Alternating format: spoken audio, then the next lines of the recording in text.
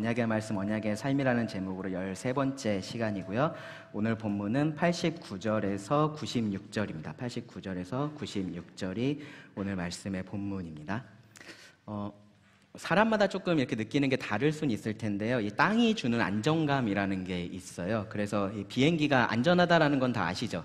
그렇죠? 비행기가 안전하다라는 걸 알고 배가 안전하다라는 것을 알고 있어도 이제 그런 것들을 이제 타고 있으면은 약간의 불안한 마음이 항상 있습니다. 저도 이제 그런 마음이 있는데요.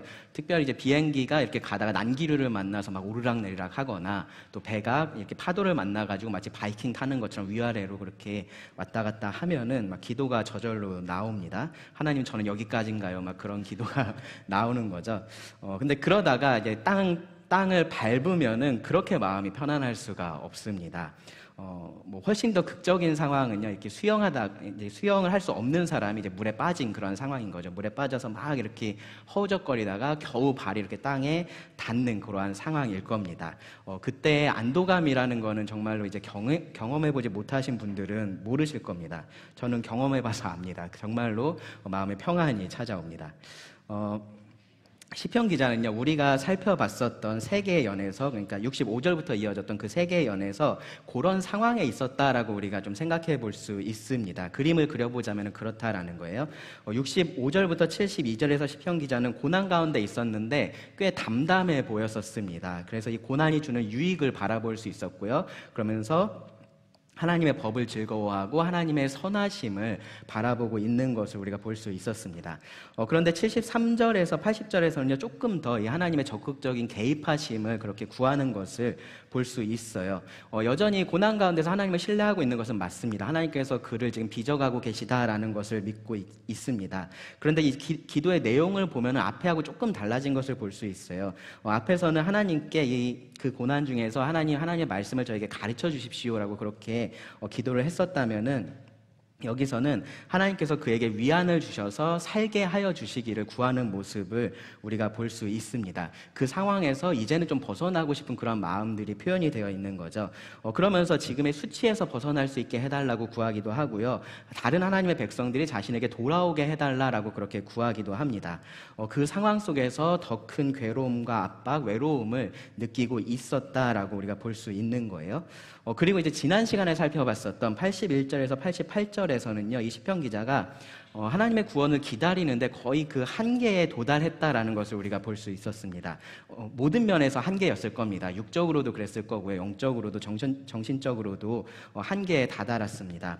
그래서 자신에 대해서 뭐라고 표현을 했었냐면은 연기 속의 가죽 부대와 같다, 이제 그렇게 표현도 했었고요. 그의 대적들이 그를 세상에서 거의 멸했다라고 그렇게 말을 하기도 했습니다. 그래서 하나님께 언제 나를 구원하실 겁니까? 이제 그렇게 물어보기도 하죠. 그리고 하나님, 저를 도와주십시오라고 그렇게 외마디 비명과 같은 그러한 기도를 드리기도 했었습니다. 그리고 88절을 보시면은 주의 인자하심을 따라 나를 살아나게 하소서라고 하면서 이 언약의 기초에서, 하나님께서 주신 그 언약의 기초에서 하나님께 간절하게 기도하는 모습도 우리가 볼 수 있었습니다. 시편 기자가 이 시편을 기록하면서 실시간으로 그러한 상황들을 그렇게 경험했다라고 보기는 어려울 겁니다. 그런데 이 기록한 모습을 보면은 마치 과거의 그 상황으로 다시 돌아간 것처럼 이 시편을 기록을 했습니다. 마치 깊은 물 속에 이렇게 빠져서 가라앉아가면서 허우적거리는 사람처럼 그렇게 이 말씀을 기록을 했다라는 거예요. 스스로 빠져나올 수가 없었습니다. 그래서 베드로처럼, 이 물에 빠져가던 베드로처럼 하나님께 소리칠 수밖에 없었던 겁니다. 나를 도와주십시오, 나를 살게 해주십시오라고 그렇게 구했었던 겁니다. 그런데 바로 그때 그의 발이 땅에 닿았던 겁니다. 아주 단단한 땅에 그의 발이 닿았습니다. 그러니까 이제 마음의 평안이 찾아오고요. 그리고 제대로 이제 그가 지금 어떠한 상황 속에 있는지를 볼 수 있게 됐습니다. 오늘 본문의 말씀을 보면요, 바로 그런 상황 가운데 지금 있다라는 것을 우리가 알 수 있습니다. 89절에서 이 91절을 보시면 시편 기자가 바로 그 단단한 땅에 대해서 말씀을 하고 있습니다. 그 땅이 뭐냐면요, 영원히 굳게 선 여호와의 말씀입니다. 영원히 굳게 선 여호와의 말씀에 대해서 89절부터 91절에서 말을 하고요. 그리고 92절 이후의 말씀을 보면요, 그 땅 위에 서 있는 이 시편 기자가 이 간증과 같은 고백을 하는 것을 볼 수 있습니다. 그래서 92절부터 96절의 말씀은 그 말씀 위에 굳게 서 있는 여호와의 백성이라고 제목을 붙일 수 있을 겁니다. 그래서 오늘 말씀을 그렇게 나눠서 좀 살펴보게 될 텐데요. 이 말씀을 통해서 이 하나님의 말씀의 견고함에 대해서 같이 좀 살펴보고요. 그리고 그것이 우리 삶에, 특별히 고난의 상황 속에 어떠한 차이를 만들어내는지를 같이 생각하면서 좀 교훈을 얻기를 원합니다. 전체 말씀을 먼저 읽어보겠습니다. 89절에서 96절입니다. 여호와여, 주의 말씀은 영원히 하늘에 굳게 섰사오며 주의 성실하심은 대대에 이르나이다. 주께서 땅을 세우셨으므로 땅이 항상 있사오니 천지가 주의 규례들대로 오늘까지 있음은 만물이 주의 종이 된 까닭이니이다. 주의 법이 나의 즐거움이 되지 아니하였더라면 내가 내 고난 중에 멸망하였으리이다. 내가 주의 법도들을 영원히 잊지 아니하오니 주께서 이것들 때문에 나를 살게 하심이니이다. 나는 주의 것이오니 나를 구원하소서. 내가 주의 법도들만을 찾았나이다.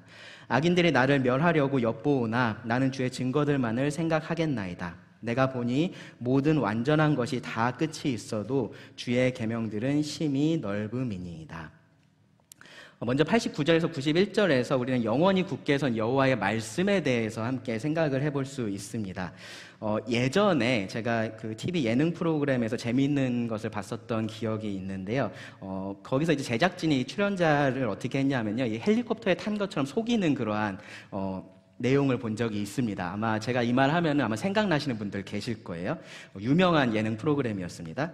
제작진이 어떻게 했냐면요, 그 출연자의 눈을 먼저 가렸습니다. 눈을 가려놓고요. 그리고 헬기 소리를 막 크게 틀어놨습니다. 그리고 강풍기를 동원해서 바람을 막 일으켰어요. 그리고 나서 그 사람을 스타렉스, 우리 교회차 스타렉스죠. 그 스타렉스에 그 사람을 태웠습니다. 그리고 나서 이제 그 스타렉스가 이제 어디 위에 있었냐면 그 리프트 같은 거 있죠. 그 자동차 이렇게 들어 올리는 거, 그 리프트 같은 거 위에 있어서 실제로 이렇게 오르락내리락 하게 하고 옆에서 사람들이 막 그 스타렉스를 흔든 거예요. 눈으로는 아무것도 볼 수가 없고 귀에 들리는 거는 헬리콥터 소리가 들리고 있고 실제로 그 바람을 자기가 지금 맞고 있다라고 여겨지니까 그 출연자 입장에서는 자기가 지금 헬기를 타고 있다라고 그렇게 생각을 할 수밖에 없었던 겁니다. 물론 이게 TV 예능이니까 이제 어디까지가 진짜 리액션인지는 우리가 알 수 없겠죠. 어느 정도 연기가 들어갔을 수도 있고 그런데 근데 어쨌든 그 만들어 놓은 상황을 보면 내가 그 상황이었어도 속았겠다 싶게 이제 그렇게 상황을 만들었었던 겁니다. 근데 이제 거기서 끝난 게 아니고요. 그 제작진들이 이제 굉장히 악랄하게 어떻게 했냐면은 그 출연자한테 지금 이제 헬기가 지금 3,500m 상공에 떠 있고 여기서 지금 스카이다이빙을 할 거다라고 얘기를 한 거예요. 그러니까 이 사람이 눈을 가리고서 뛰어내린다라고 생각을 하니까 이제 엄청나게 그 두려움에 쌓여 있는 것을 그 장면에서 볼 수가 있습니다.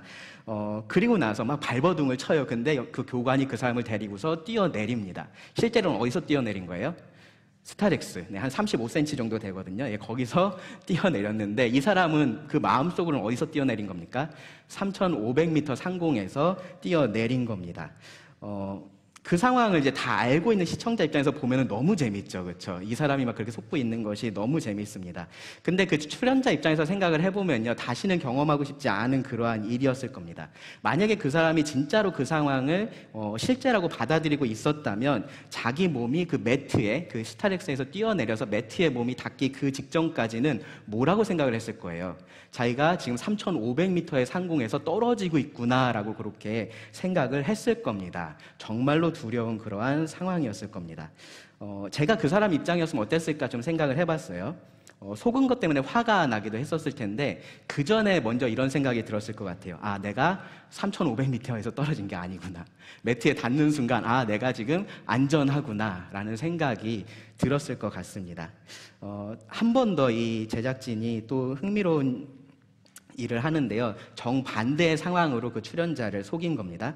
이번에는 진짜 헬기를 타고 하늘로 올라갔는데 그러면서 지금 스타렉스에 타고 있어요 라고 그렇게 속인 겁니다. 출연자는 실제로 자기는 이제 하늘에 있었는데 굳게 믿고 있었던 거예요. 나는 지금 스타렉스를 타고 있다라고 믿고 있었습니다. 그래서 전혀 두려워하지를 않았습니다. 나중에 사실을 알고 나서 아주 무서워하는 모습을 우리가 그 TV에서 볼 수가 있었습니다. 제가 좀 주목했었던 것은요, 이 출연자가, 이 사람이 그 실제 상황하고 반대로 반응했었던 그 이유가 뭐였을까라는 겁니다. 왜 그렇게 했을까요? 왜 헬기에 타고 있으면서는 스타렉스에 타고 있는 것처럼 그렇게 안전하겠다라고 스스로 생각을 했었고, 왜 스타렉스에 타고 있으면서는 자기가 헬기에 타고 있다라고 불안해서 떨고 있었을까요? 실제 상황을 몰랐기 때문인 거죠. 실제 상황을 그 사람이 볼 수가 없었기 때문에 그렇습니다. 그리고 그가 느끼고 있었던 그러한 감각들은 실제 상황과는 전혀 다른 정보를 계속해서 주고 있었기 때문에 그렇습니다. 그리고 결정적인 것은 뭐예요? 주변의 사람들이 그 사람한테 계속해서 거짓말을 했기 때문에 그렇습니다. 그 말을 듣고 그것이 자신의 감각과 일치하니까 속을 수밖에 없었던 겁니다. 그래서 그 얕은 높이에서 떨어지면서 비명을 지르면서 떨어질 수밖에 없었던 겁니다. 고난 중에 탄식했었던 이 시편 기자의 상황이 어떤 면에서 보면은 그것하고 비슷한 면이 있습니다. 진짜 현실을 그가 바라보지 못했었고요. 가짜 현실에 속아 있었습니다. 왜 그랬냐면은 그게 너무나 진짜 같았기 때문에 그렇습니다. 그가 경험했었던 고통이 가짜였다라는 말씀을 드리는 건 아니에요. 그 모든 것들을 부인할 수는 없습니다. 그런데 그 모든 경험들을 다르게 볼 수 있게 만드는, 사실은 조금 더 정확하게 볼 수 있게 만드는 그 한 가지를 그가 보고 있지 못했었다라는 말입니다. 시편 기자는요, 자기가 끝없는 바닥으로 가라앉고 있다라고 생각을 하고 있었어요. 근데 실제로는 그의 발 밑에는 아주 단단한 땅이 있었습니다. 그가 없다라고 그냥 생각을 하고 있었던 것 뿐인 거죠. 처음부터 그렇게 잘못 생각하고 있었던 것은 아니에요. 그런데 주변에서 계속해서 자신이 믿고 있고 알고 있는 그것과 다른 이야기들을 계속해서 하고 있었고요. 그리고 자기가 경험하는 것들이 그 말하고 오히려 더 맞는 것처럼 그렇게 느껴졌기 때문에 그렇습니다. 그런 것들이 자신이 기대했었던 그런 현실의 모습과 다른 것이 자꾸만 보였기 때문에 그렇습니다.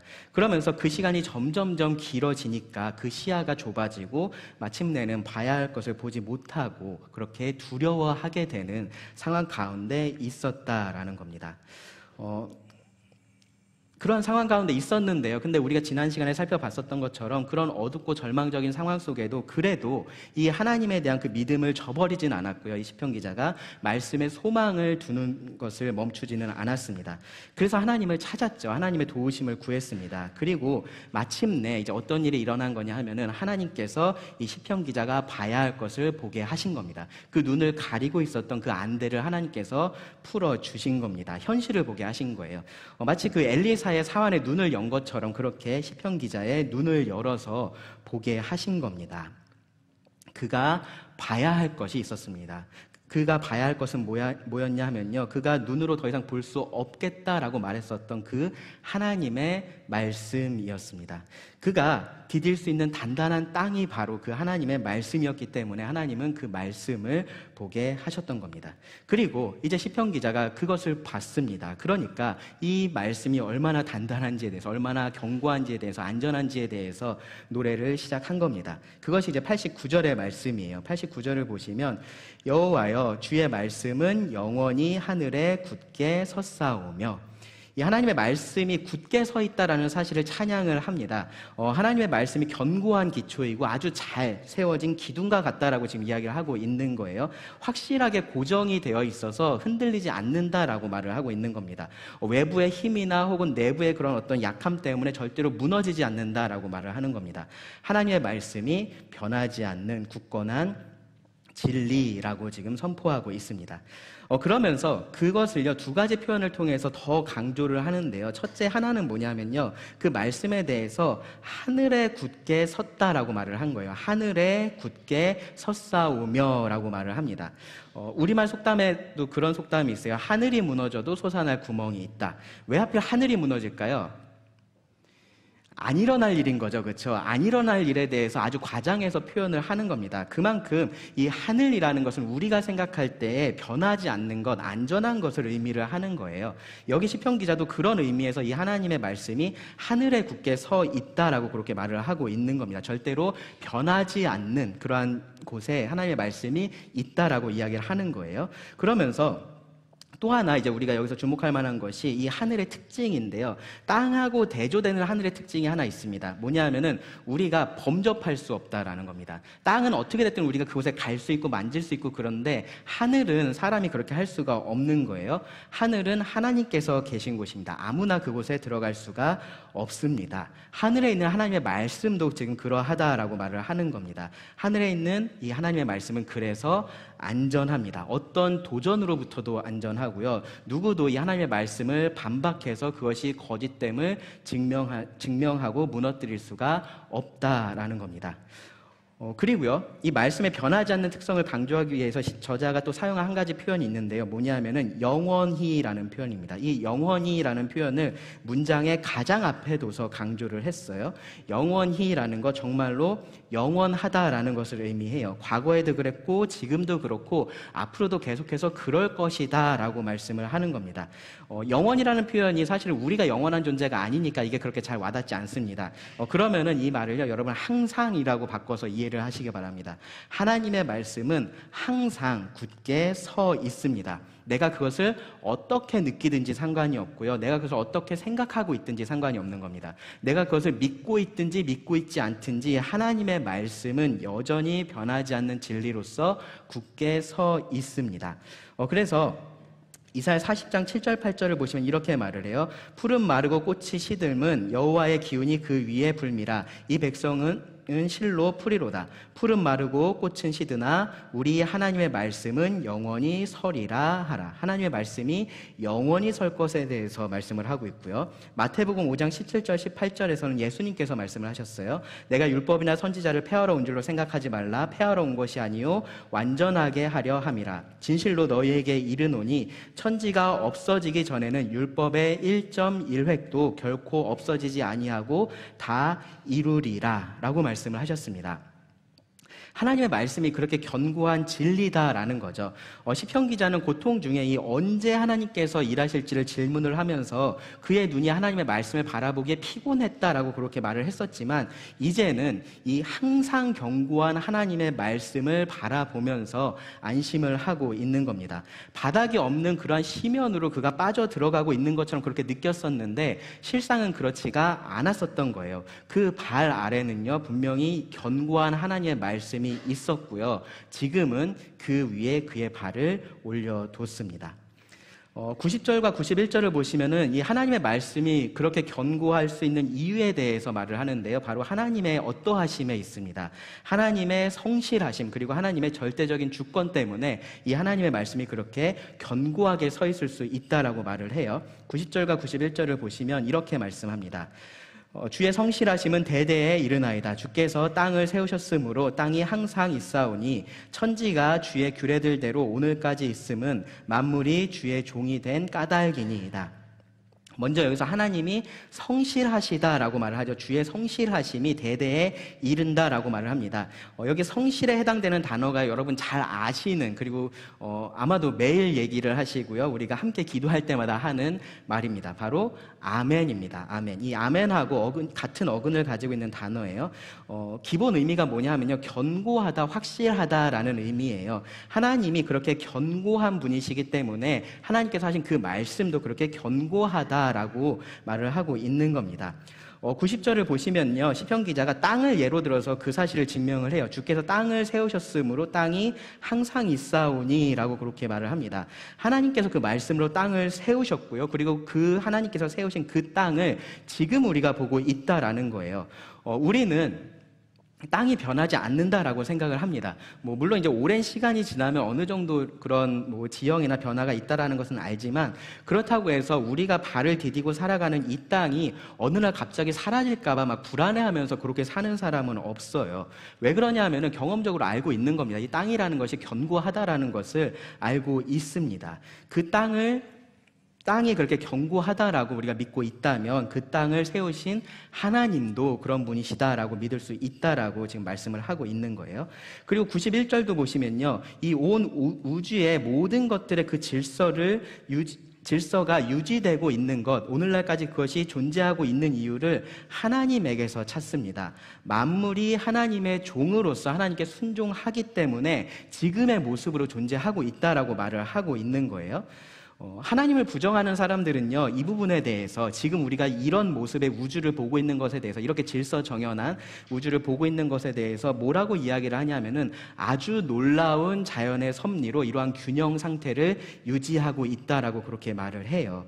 그런데 정말로 사람이 객관적으로 판단을 한다면 우주가 지금의 모습으로 이렇게 존재하는 것은요, 그런 엄청난 우연의 결과다라고 말을 할 수는 없을 겁니다.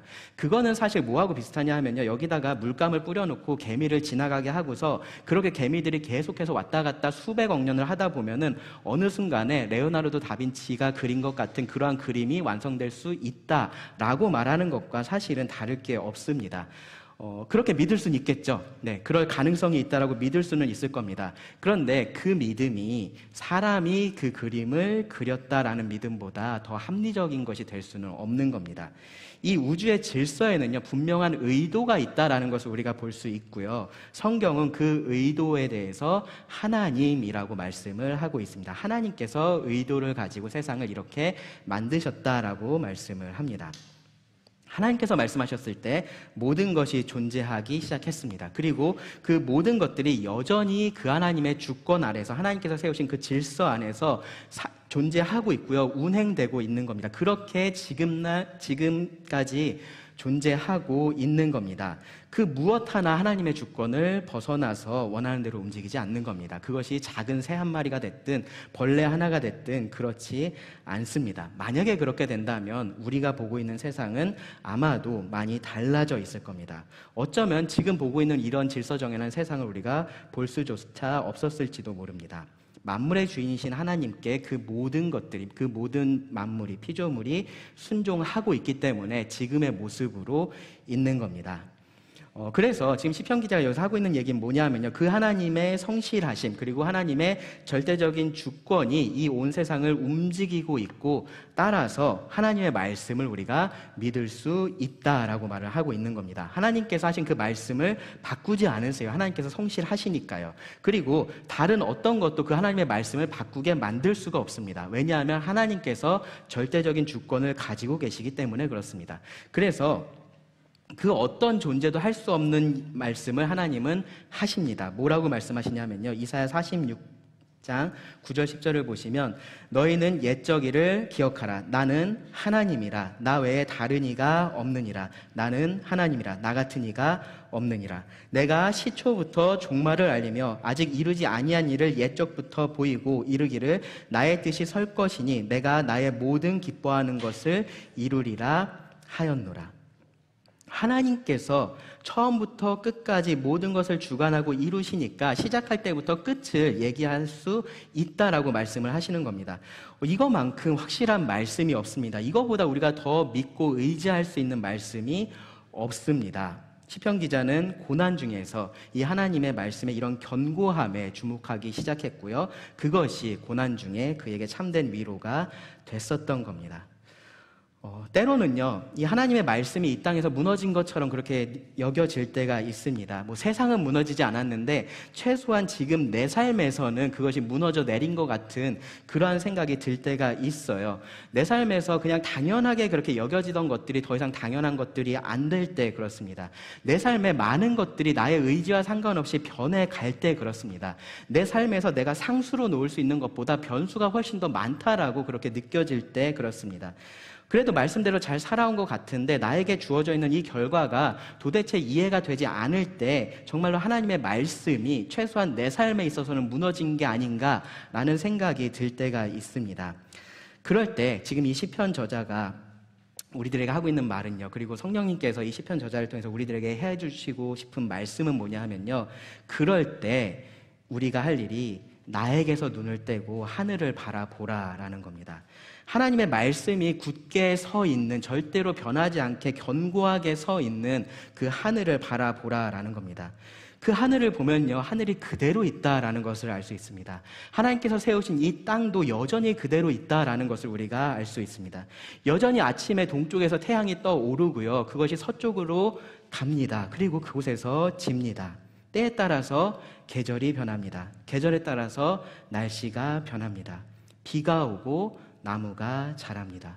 그 모든 것들이 하나님의 말씀대로 그대로 이루어지고 있는 것들입니다. 여러분 궁금하시면 창세기 8장 22절을 읽어보시기 바랍니다. 시편 65편을 읽어보시기 바랍니다. 그리고 시편 104편을 읽어보시기 바랍니다. 그 말씀들이 오늘날 여전히 이루어지고 있는 것을 여러분 보신다면요, 하나님의 말씀이 무너지지 않았다라는 것을 아셔야 됩니다. 그 말씀들이, 하나님의 말씀이 무너지지 않는다라는 것을 증거하고 있습니다. 그런데 내 삶에서만 이 하나님의 말씀이 세워지지 못할 이유가 없다라는 것을 여러분 아셔야 됩니다. 모든 만물이 하나님의 종입니다. 하나님의 말씀에 순종을 합니다. 예수님께서 행하신 이적들이 놀라운 이적들이죠. 근데 한편으로는요, 그것이 그렇게 놀랍지 않은 것은 예수님이 하나님이시기 때문에 그렇습니다. 예수님은 하나님으로서 병이 나을 것을 명하셨고요, 하나님으로서 귀신을 쫓아내셨습니다. 그리고 하나님으로서 바람과 바다를 꾸짖으셨습니다. 그 모든 일을 하시면서 예수님은 피곤하지 않으셨고요, 지치지 않으셨습니다.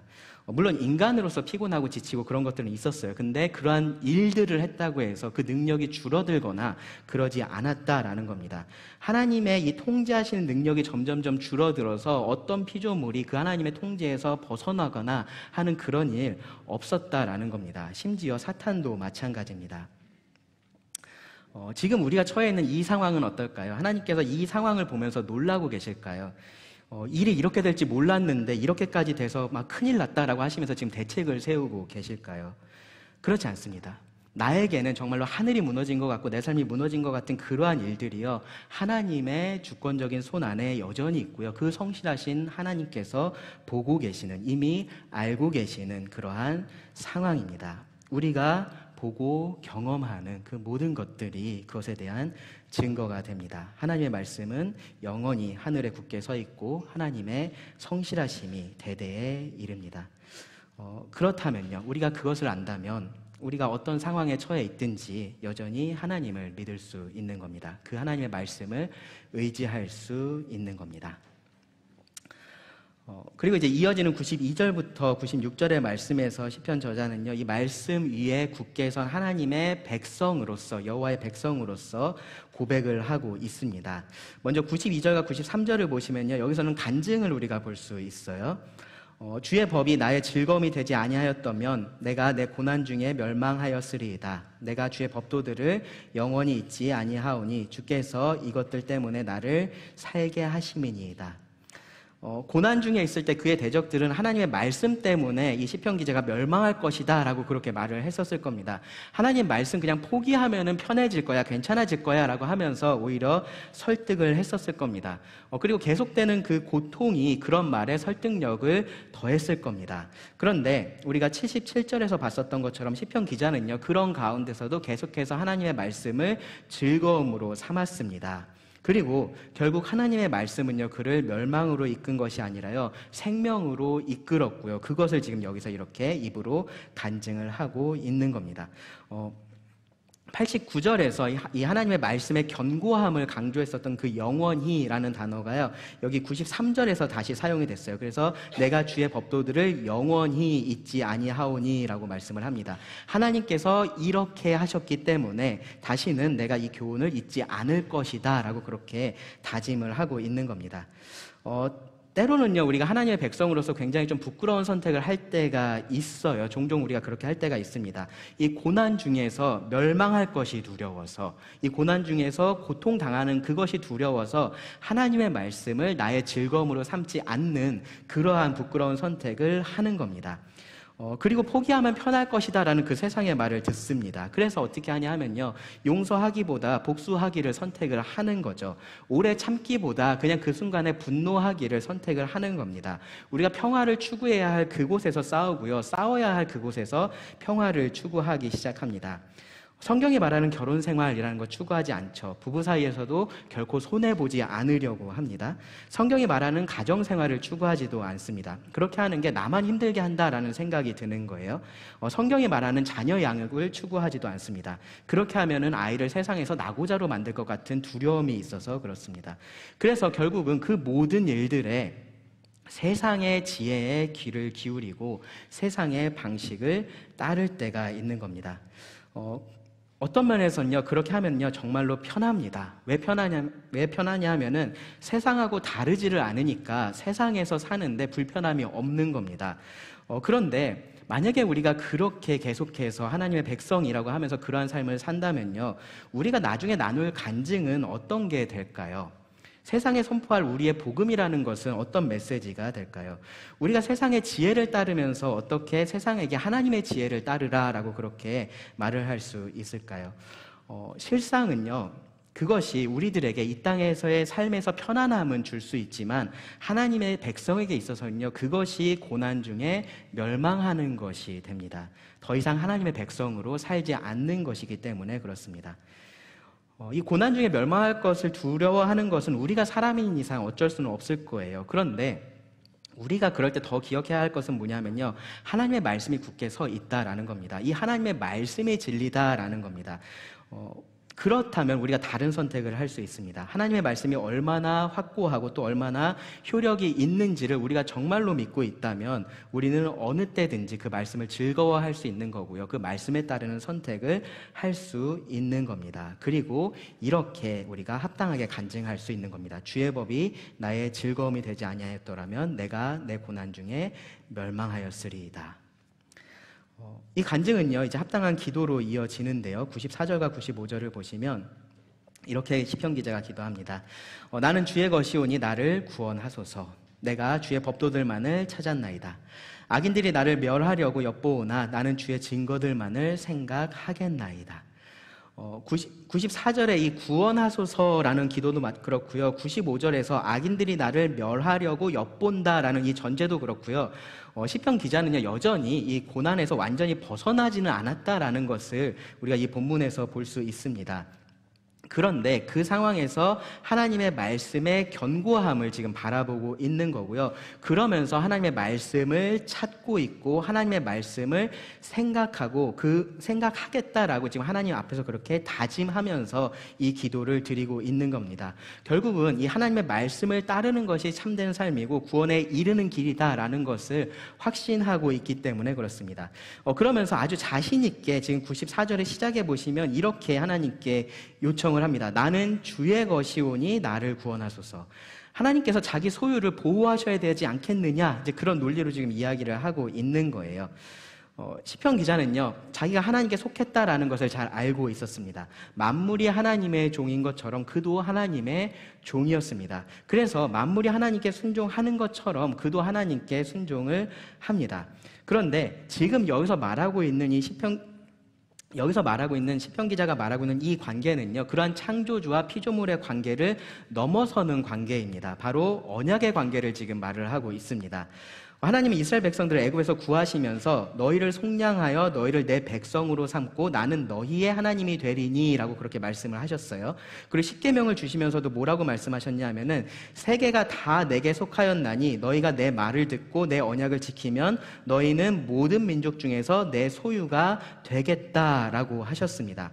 하나님과 이스라엘이 지금 이런 언약의 관계 안에 있기 때문에 하나님은 이사야 43장 1절에서는요, 그 이스라엘 백성에 대해서 이러한 독점적인 소유권을 선포하기도 하셨습니다. 야곱아, 너를 창조하신 여호와께서 지금 말씀하시느니라. 이스라엘아, 너를 지으신 이가 말씀하시느니라. 너는 두려워하지 말라. 내가 너를 구속하였고 내가 너를 지명하여 불렀나니 너는 내 것이라.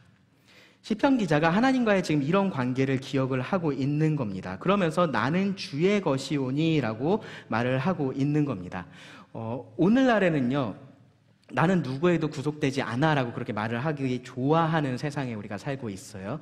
그런데 생각해 보면은 모든 사람들이 정말로 그렇게 구속되지 않기를 원하고 있는 것은 아닙니다. 사실 우리는요, 누군가에게 구속되어 있기를 원해요. 다르게 말하면 누군가에게 속해 있기를 원합니다. 어딘가에 내가 소속되어 있기를 바라는 그러한 마음이 있습니다.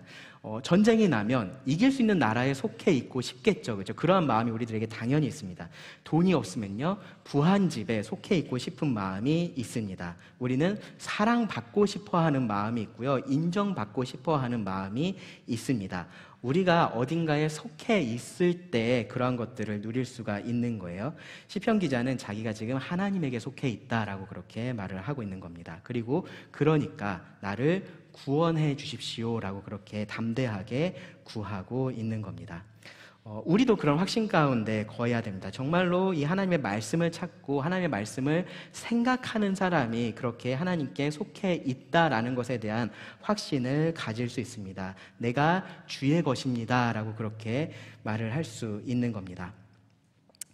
끝으로 시편 기자는요, 마지막으로 이 하나님의 말씀에 대해서 그가 가지고 있는 이 확신에 대해서 다시 한번 고백을 합니다. 96절을 보시면 내가 보니 모든 완전한 것이 다 끝이 있어도 주의 계명들은 심히 넓으니이다. 모든 것에 끝이 있다라는 거예요. 다르게 말하면 한계가 있다라는 겁니다. 우리가 보기에 아무리 완전해 보이는 것이라고 해도 마찬가지입니다. 어느 한순간에는 완전해 보이는 그것이 결코 끝없이 지속되지는 않습니다. 그런 면에서 이 세상에 완전한 것이 없습니다. 그래서 우리가 완전히 의지할 수 있는 것도 없습니다. 그런데 하나님의 말씀에 대해서는요, 주의 계명들은 심히 넓으니이다 라고 말을 해요. 한계가 없다라고 말을 하는 겁니다. 왜냐하면은 하나님이 영원하셔서 그렇습니다. 그래서 그 하나님의 말씀이 완전하다라고 말을 할 수 있는 겁니다. 모든 면에서 그렇습니다. 성경만이 완전하고 충분한 진리입니다. 그래서 우리가 이 하나님의 말씀에 언제나 확신을 가질 수 있는 거고요. 언제나 우리가 그 하나님의 말씀을 의지할 수 있습니다. 무엇이든지 우리는 그 한계를 보게 돼요. 아무리 맛있는 식당이라도 우리가 계속 가다 보면 완벽하지 않다라는 거 알게 되고요. 아무리 좋았었던 그런 장소도요, 항상 가보면은 더 이상 즐겁지 않은 때가 오게 됩니다. 완벽한 것 같은 사람도 마찬가지입니다. 그런 사람에게도 한계는 있습니다. 교회도 그렇죠. 완벽해 보였던 교회도 우리가 어느 순간에는 그 약점을, 그 한계를 보게 됩니다. 그런데 하나님은 완전하시고 하나님의 말씀도 그렇다라고 성경은 말을 하고 있습니다. 그래서 결국 내가 의지하고 그리고 내 발을 디딜 곳은 이 하나님의 견고한 말씀이다라는 것을 시편 기자는 고난을 통해서 깨달았던 거고요. 우리도 같은 교훈의 말씀을 받아야 합니다. 말씀을 준비하면서요, 예전에 제가 아들하고 같이 수영을 했었던 그때가 좀 생각이 났었는데요. 정확히 말하면 한 사람은 수영을 했었고요, 한 사람은 이 물로 채워진 수조 위를 걸어 다녔습니다. 누가 걸어 다녔을까요? 네, 제가 걸어 다녔습니다. 저는 수영을 전혀 못하고 아들은 수영을 할 수 있습니다. 그런데요, 이제 걸어 다니면서도 제가 좀 마음에 계속 좀 불안한 마음이 있었어요. 왜 그랬냐면은 물이 좀 깊었거든요. 네, 물이 한 여기 가슴에서 목 요 사이 정도, 그 정도 깊이가 됐었습니다. 그래서 웬만하면 저는 그 정도 되는 깊이의 물속에 들어가지 않습니다. 무서우니까 그렇습니다. 근데 이제 아들이 물놀이를 좋아하니까 이제 같이 어쩔 수 없이 들어간 거죠. 근데 이제 물놀이를 하면서도 한 번씩 이제 위기가 찾아옵니다. 뭐냐 하면 이 물놀이 공을 잡고서 이렇게 수영을 하다 보니까 균형을 잃어버리는 거죠. 그래서 한 번씩 막 뒤집어지고 그럽니다. 그러면은 저 막 물에 빠지지 않으려고 막 이렇게 허우적대고 막 그렇게 했었습니다. 이 공을 잡으려고 제가 최선을 다했었던 거고요. 그러다가 이제 그 공을 잡고 나면은 안심을 했었습니다.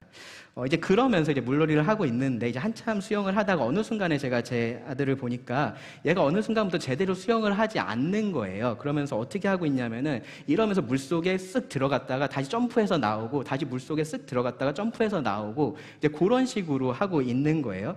그래서 이상해서 물어봤어요. 왜 그러냐 그랬더니 자기가 아직은 오래 수영을 못 한대요. 그래서 이제 힘들어서 이제 그렇게 한다라는 거예요. 그래서 제가 물어봤습니다. 그러면 무섭지 않냐고. 왜냐면 이제 물속으로 지금 쓱 들어갔다가 나왔다를 반복하는 거니까 그러면 무섭지 않냐고 제가 그렇게 물어봤습니다. 그러니까 이 아이가 뭐라고 대답을 했냐면요, 바닥이 있는데 왜 무섭냐라고 그렇게 대답을 했습니다. 물속에 내려가도 바닥이 있고 그 바닥을 밟고서 내가 올라오면 되는데 무서워할 이유가 뭐가 있냐, 이제 그렇게 얘기를 한 거죠. 그 말을 딱 듣고 나니까 제가 굉장히 좀 한심하게 느껴지고 어느 순간 되게 좀 어리석게 그렇게 느껴졌습니다. 이 아이는요, 사실 작아서 정말로 물에 빠질 수도 있었어요. 근데도 바닥이 있다라는 것을, 이 견고한 바닥이 있다라는 것을 아니까 전혀 그 물을 두려워하고 있지 않았었던 겁니다. 그런데 저는요, 사실은 똑바로 서 있으면 물에 빠질 이유가 없어요. 그런데도 물에 빠질까봐 허우적거리고 있었던 겁니다. 마치 내가 딛고 설 수 있는 이 땅이 없는 것처럼 그렇게 두려워하고 있었구나라는 생각이 들었습니다. 물론 그 뒤로도 똑같이 두려워하긴 했습니다. 그런데 중요한 것은 두려워할 이유가 없었다라는 거죠. 그런데 제가 두려워하고 있었다라는 겁니다. 하나님의 말씀이 얼마나 견고하게 서 있는지를 우리가 제대로 알지 못하면요, 우리는 이 말씀을 가지고 있어도 두려워할 수 있는 겁니다. 이 말씀을 내가 믿고 있다라고 말하면서도 여전히 불안해할 수 있는 겁니다. 그런데 어떤 상황이든지 내가 바로 서기만 하면, 그러면 이 말씀이 나를 지탱해 준다라는 것을 내가 알고 있으면요, 그러면 평안을 누릴 수가 있는 겁니다. 그 모든 상황 가운데 이 하나님의 말씀으로 인해서 내가 즐거워할 수가 있게 되는 겁니다. H.B. 찰스라는 목사님이 이 본문에 대한 설교를 시작하면서 이런 말을 했습니다.